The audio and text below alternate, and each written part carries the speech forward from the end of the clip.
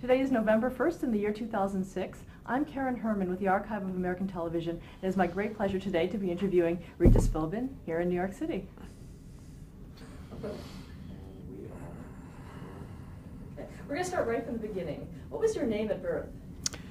Regis Francis Philbin. Any nicknames growing up?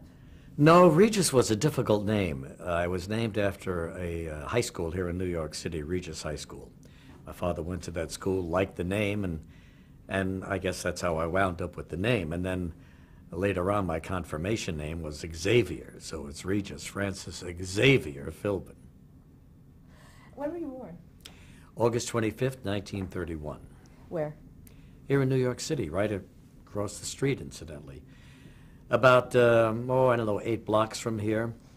And that was a hospital called Child's Hospital, which was torn down and replaced by Powell Memorial High School, which produced Lou Alcindor.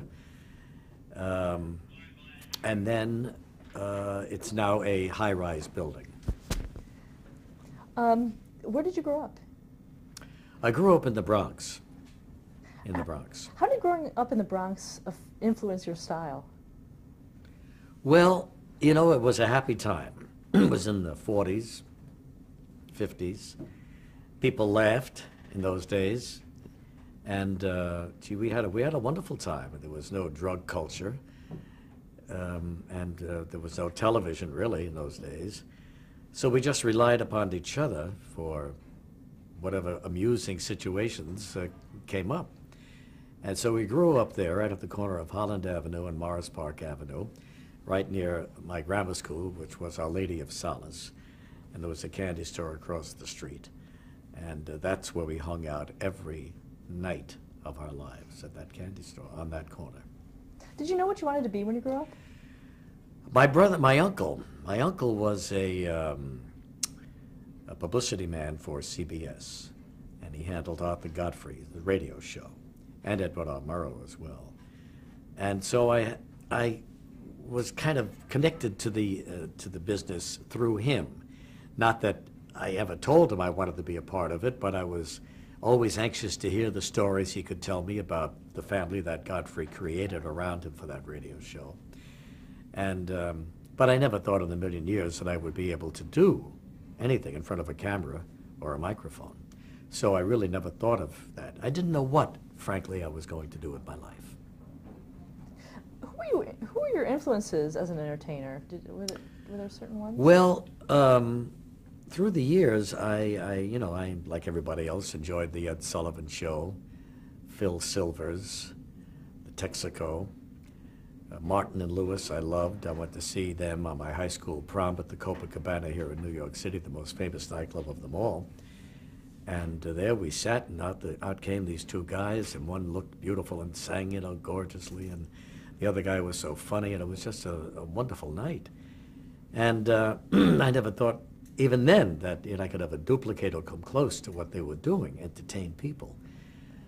But those people, I found, had an influence on me as I grew older and then was faced with do it now or forget about it for the rest of your life. They were my inspiration. Well, when did you know that you wanted to do it? Well, you know, I went into the Navy after the University of Notre Dame and began reading about television from a columnist named Don Freeman, who wrote for the San Diego Union. He just had a magical way with words, and I loved the way he described Crosby singing a song or Bob Hope cracking a joke. I mean, he just made it sound so compelling and so interesting and so much fun that when I was through with the Navy, in my waning days in San Diego, California, I went ashore and went to the Union Tribune building in downtown San Diego and screwed up enough courage to go up to where Don Freeman had his office. It was a little cubicle, and talk to him about what are my chances of going into television and how do I start, and all the things that kids ask me now and have been asking me for the last 40 years. How do you start? So I went to the receptionist on the bottom floor and said, well, which floor is Don Freeman on? She said he's on 4. So I went up the elevator to 4, got out of the elevator, and as you stand out, there's an entire newsroom. And I see Don Freeman down this particular lineup of desks. Next, one away from the end of the room, the wall of the end of the room. I walked down to him, and I was so intimidated about even presenting him with my problem. And I admired his writing so much that I just walked by him. Well, now there was no place else to go, because everybody in the room was, look, where's this guy going? So I stopped at the guy behind Don Freeman, and he was the movie critic. And I talked to him about my problem. And he suggested I go to KCOP TV in Hollywood, independent station, and see if they would hire me, and gave me the name of a guy named Al Flanagan. Al Flanagan was a well-known broadcaster. He was the program director of Channel 13 in Hollywood. So I drove up, and I had trouble getting in the front door. Who are you? Finally, I was told, tell everybody you're a friend of Al Flanagan's. Who are you? I said, I'm a friend of Al Flanagan. I'd like to see him right away. So I went to the next secretary, and the next one, and then finally Al Flanagan came out looking for a friend, and knew he had never seen me before, and he said, who the hell are you? And I said, my name is Regis, and I'm looking for a job. Come in. I had a little resume of my life. University of Notre Dame, sociology degree, 2 years U.S. Navy. He said, look, I don't have anything, but if you will wait, I will call you. I said, I haven't been home in a couple of years. Can I go back to New York? Will you call me there? Yeah, I'll call you. So he didn't call for 2 weeks, and I was with my uncle walking around downtown Manhattan. And I told him what I had done. He said, don't you know that you're never going to hear from this guy? That's Hollywood talk. Don't call us, we'll call you. He's never going to call you. But if you want a job, I'll get you a job at NBC as a page. And that's the only way you can start in this business. So in June of 1955, I waited outside by 30 Rock, where all the flags are flapping and still are to this day. Screwed up enough courage to go inside, took a little questionnaire test, answered that, applied for the job, and I got it. And I began as a page in '55. And that's frankly how the whole thing started. And then... What shows did you work on as a page? As a page, I worked on, there was a memory artist, magician named Dunninger, very famous at the time. I worked on his show. We used to play games outside. When the show was over, we would say, we'd have to call Dunninger for a phone call out in the hallway of, the 6th floor. So Dunninger would come out, and we would think bad thoughts about Dunninger, how much we disliked him, to see if he could pick up what was going on in our mind. And once he looked like that at us, we became frightened and had good thoughts about him. I worked on the Eddie Fisher show. He had a 15-minute show there. And the last show of the year, of his year, he was going on vacation. So they said, we want a page to hold the elevator for Eddie Fisher. That's the studio that Conan O'Brien works in. And there's a stairway that takes you right up to the next floor, right in the studio. And the people, the audience, uses that stairway, goes right into the elevator and leaves. So I was commissioned to hold that elevator. And I knew I was going to be on TV.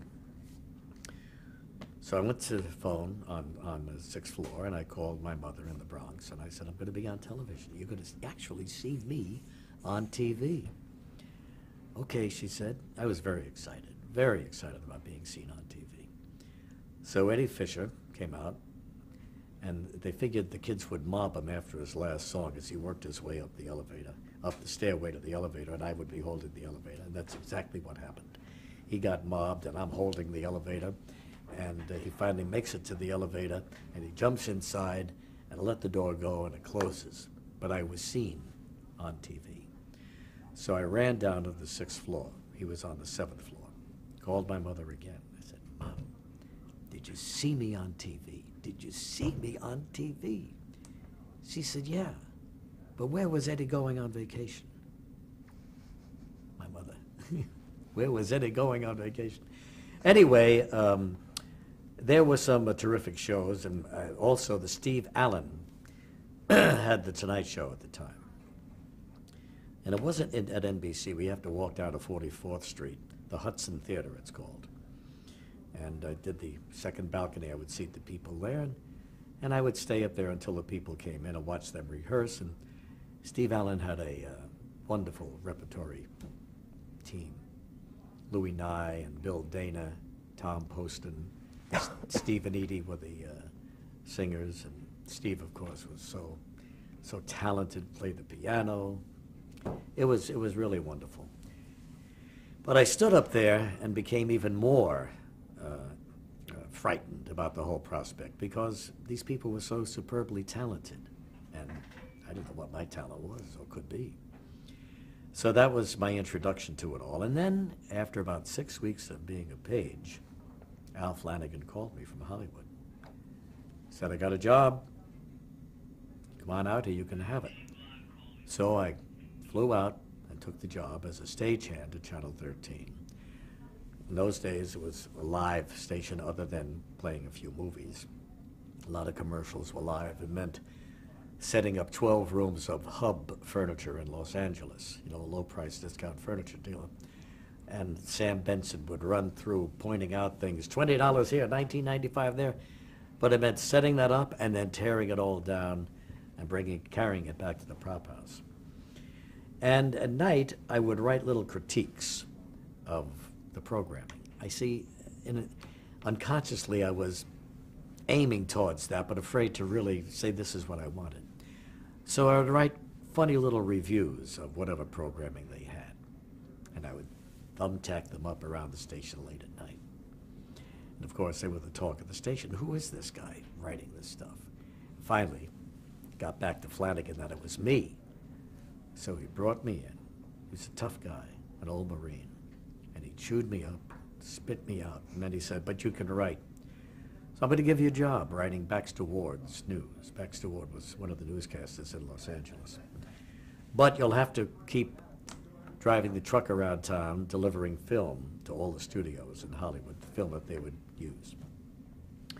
So I did that every morning, and then in the afternoon, Baxter would come in, and we'd prepare the 6 o'clock news. And then I'd come back and help him with the 11 o'clock news. And Baxter Ward had a beautiful voice, and he was a very terrific guy. I mean, he was really a great newscaster. Look right into that camera, you know, and he couldn't read. He had an eyesight problem. So there were no cue cards, no teleprompter. He would just get a whiff of the story and then explain it to you. It was just fabulous. So I would stand in the back of the studio and watch this guy work in front of a camera and say, wow, wish I could do that. But I admired his skills so much, and he had a lot of finesse and a very classy guy. And he wanted me to write funny pictures. In those days, we used a lot of Associated Press pictures, picture wire. And I'd put 3 pictures together, 3 different movie stars, or 3 different, you know, I'd bet a series of pictures going with a punchline at the end of the whole thing. And he loved that, and he used it a lot. And, but in the morning, I would be packing and wrapping film, getting in the truck and driving all around Hollywood. And I'm getting tired of it. And so one day, Flanagan came in, looked in the doorway, and he used to like to taunt me. You know, he's a wise guy, Flanagan. He was a good guy, but he was tough. How's it going, kid? I said, you know how it's going? You could train a gorilla to do this job. He said, you want to see me get one? I said, yeah, I do. He said, well, you want to leave now, or do you want to give me 2 weeks? And I realized, my God, he's serious, and I'm really into it now. So I didn't back down and said, I'm sorry. I said, 2 weeks. So I was gone in 2 weeks. I had to work for 6 months. And Flanagan called, said, there's a newscaster's job in San Diego. You got to drive around in a little news wagon. Report the news, live every hour. They want a live newscast from that car. The hours are from 5 a.m. to 2 in the morning. And you want it? I said, I'd like to go down there, yeah. So I went down there and I got the job. And I did that for a couple of years. And the local TV station began hearing my stuff, which was all bent on, you know, either excitement or fun, or was different. I tried to make it different because that's what I learned from Baxter Ward. Be different if you want to be noticed. And they brought me over, and they let me fill in for Lute Mason, who was the sportscaster. Now, this is 1957 and a half, 58 maybe. And I not only did the sportscast, but at the end of the sportscast, I would include a sports commentary every night for the 2 weeks I was on. Something that I could expound on, talk about, that was a little different from everybody else's sportscast. And they liked it. And they gave me a full-time job, writing feature stories, which is what they sensed I could do best. So I would take an 8mm camera and go out and film a story. I would, you know, I was doing cops before they were doing cops. I would get in the back of a police car and just film this guy, and whatever he did, I would be there to film that story. And then I'd go back, we would run it through the processor, and they'd flip the polarity, they call it, and I would write the funny copy to match what I was doing. And everybody liked that very much, and then they made me an anchor man. And then the rival station in town called me over in 1960 and said, you know, we'll give you anything you want, just come over here and be an anchor. I said, you know, I think, and then by that time I had seen Jack Parr do The Tonight Show, and I loved Jack Parr. And it seemed to me Parr was coming out and just sitting on the edge of a desk and talking to people about what he had seen and what he had done that night. And I said, gee, that kind of reminds me of the candy store back in the Bronx, where we just told each other stories. Maybe I could do that, you know. So when they offered me the job as an anchor over there, I said, I'll do it, but I want to do a talk show.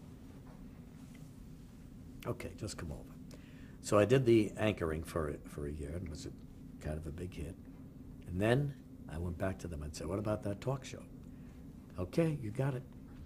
So in October of 1961, I started my first talk show. And I opened it just like Jack did. I would come out, sit on a stool, and tell everybody what I had seen. I had a whole week. It was only on Saturday night, live on Saturday night, from 11:15 to 1 in the morning. And I had a whole week of experiences that I could tell the audience about. And so that's how I would open the show. And the response was extraordinary. It was enormous. The #1 in San Diego television, regardless of whatever the show was. So, and I had all the best of Hollywood would come down to San Diego. For not to do my show specifically, but to do something else, I would get them on the show. We had an enormous, great guest list. Jerry Lewis, Richard Nixon, Ronald Reagan, Walter Winchell, you know, Don Adams, Bill Dana, all the people that I had admired from afar. And it was a big hit. Now, did you prepare for Yeah, I produced it, and I prepared everything. And we had a wild show. There would be animals and magicians and singers, and it was all by myself. My friend Tom Batista was my director, and he would, you know what I would have a meeting with him on Thursday and tell him what I had in terms of guests and what we should do. And he was terrific. And so that went on for about 3 years. And one day Walter Winchell wrote about me in his column. Attention, Mr. and Mrs. America. There's a kid, you know, on the West Coast. It was a glowing review and a big column to be in, widely read. Well, there was an agent in Hollywood who read it, called me up and said, I want to come down to see you. Walter Winchell says, you're great. I said, well, okay, fine. So I met him at the airport. His name was Max Arno. Max Arno. You know, it sounds like a Hollywood agent, GAC. And went to the airport, picked him up, and brought him back, showed him clips and everything, and he told me to lose 5 pounds, and he'd be in touch. So he has his young agents in a meeting. Just saw a kid in San Diego. He's going to be a star, this kid, but we got to get him going. So he, talking about me, and the young agents hear him, and there was a young agent who was assigned to the Steve Allen show. Steve was then doing a show in Hollywood and on Vine Street, Steve Allen Playhouse, and he was leaving. And so across the street was a bar where everybody used to congregate after the show. And my agent was over there telling a guy about me at the bar. And the executive producer of the Allen show was overhearing him. He knew Steve was leaving, so he wrote down in the palm of his hand the name of the agent. And the next day he called him. He said, I heard you were talking about this guy in San Diego. Yes, I'd like to see him. They came down, they saw me, and I got the job. And that was for the syndicated show? Is that? For the first syndicated show I did. I was going to Hollywood. I was going back, right in the same area where I lived at a little Brevoort hotel for $12 a week. Right across the street, as a matter of fact, was the Steve Allen Playhouse. And I couldn't believe it.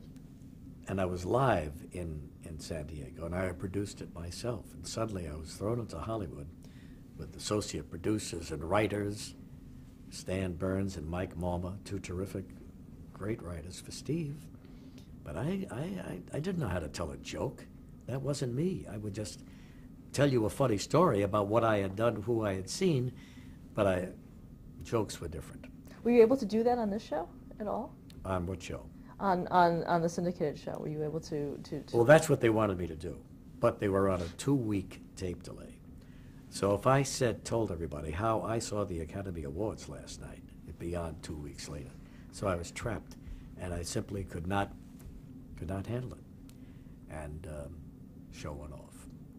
So I was out of work again, and went back to San Diego and continued my late night show on Saturday. I would drive into San Diego on Saturday, drive out on Sunday, do the 90-minute show, and that's the way it was. I also kept a show at Channel 11. Do you want me to stop and you ask me questions, or? No, this is fine. Is this okay? You're actually following the questions quite well. Oh. So I also had a show in Hollywood, Channel 11, KTTV. And they had, at 11 o'clock, an assortment of talk show hosts or speakers. Melvin Belli, the famous attorney, Tom Duggan, Joe Pine, Louis Lomax. And they hired me, gave me a show once a week.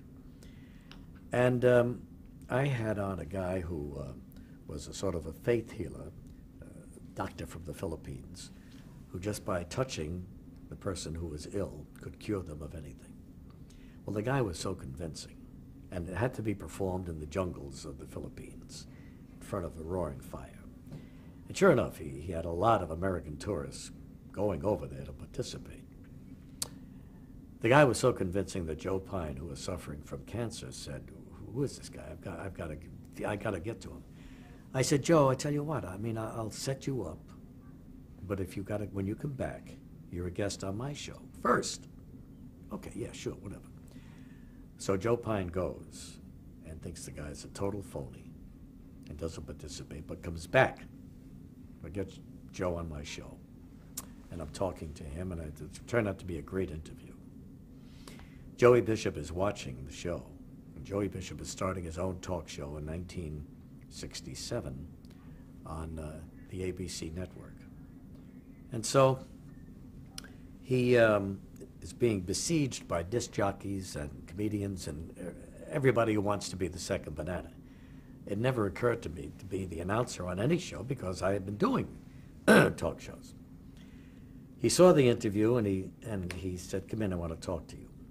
So I went to William Morris, and Joey Bishop was a major player in the game. He was with the Rat Pack, Sinatra and Dean and Sammy and those guys, and had a great nightclub comedy routine. So I went to see him, and we walked in, and he said, "I saw you last night. You got a lot of talent." And I was a little cocky because I had been kicked around a little bit at this point, and Talent, I said, really? Well, what is my talent? Because I've always wanted to know what my talent is. Because when I had the job, the first syndicated job, and Westinghouse flew me around the country to meet various station people, the critics in all of these towns like Baltimore, Cleveland, Pittsburgh, wherever, Boston, New York, would say to me, you know, you're following Steve Allen. Multi-talented, plays the piano, writes songs, funny. What's your talent? Boy, I couldn't answer them. I didn't know it. I felt terrible about it, and I hated that question because I really didn't think I had a talent. And if I did, I didn't know what it was. Here's Bishop saying, you got talent. What's my talent, Joey? And he stood up, and I'm sitting there, William Morris. Behind Bishop is a window, and the wind is blowing the tree, and it seemed like forever. And he finally said, You are a great listener. Listener. I was wishing it was more than that, you know. Anybody can listen, right? If they choose to. I know what he was saying, but anyway, he said, I like you, and go outside, have a cup of coffee at the Beverly Wilshire Hotel. They had a coffee shop in those days. Went out there, came back in an hour. His face was all red. He was very upset. Ed Hookstratton, his manager, was there. Norman Brokaw, his agent, and his other associate, Mel Bishop. And they were all, must have been telling him something to make him angry. His face was red. He was upset. And it wasn't how I left him. I knew. He said, I liked you. Go get a cup of coffee. Well, he said, how do I know you're going to sit there and mind your own business? You've had a talk show, right? How do I know you're not going to jump in and interrupt me and all of a sudden want to become a star? How do I know that? I stood up and I said, you know that? Because I am a great listener. I think he had forgotten he'd even said that, you know. But anyway, I got the job and I worked with him for about 3 years, till December of 1969. Do you think he was right about the listening? I think so. I think that's been one of my strong suits in being a good interviewer, is that you listen to what the person is saying. You just don't go to the next question, and you just don't jump all over the guest. You let them be the star of whatever time they are with you. And I don't see too much of that going on these days. In 1968, you famously walked off the show for a week. You want to talk a little bit about that? Yeah, sure. Well, you know, we were off to a slow start, and we couldn't catch Johnny Carson, and there was no way we could catch Johnny. He was on NBC. He had started 5 years before us. He had a strong network of stations in those days. ABC was the new kid on the block. Couldn't catch him in the ratings. The more stations you have, the more rating you have. So, well, I was hearing things in the hallway that maybe I was to blame. And I would walk every day with Joey Bishop. We'd walk up Vine Street to Hollywood Boulevard over to Going and back down to Fountain and Vine to relax him before the show. And he said to me, you know, I'm hearing things. And I said, yeah, I know, I'm hearing them too. And so finally, I just decided I was going to just walk off the show and let them do whatever they wanted, because it was hurtful to hear that I'm holding this whole thing back. All I'm saying is, ladies and gentlemen, here's Joey. You know, I'm not really up there. But anyway, I walked. And did they know? Did you tell No, it was them? kind of a surprise. And walked off, and mail started to come in, and the reaction was pretty strong, and ABC was, you know, saying maybe we did this in haste, whatever. I was gone for a week, and then I came back. They called me and said, you better come back. Were you expecting that? I didn't know how it was going to go. I was hoping that would be the way it turned out, of course, but I'm glad it did. Let's stop there and change the tape.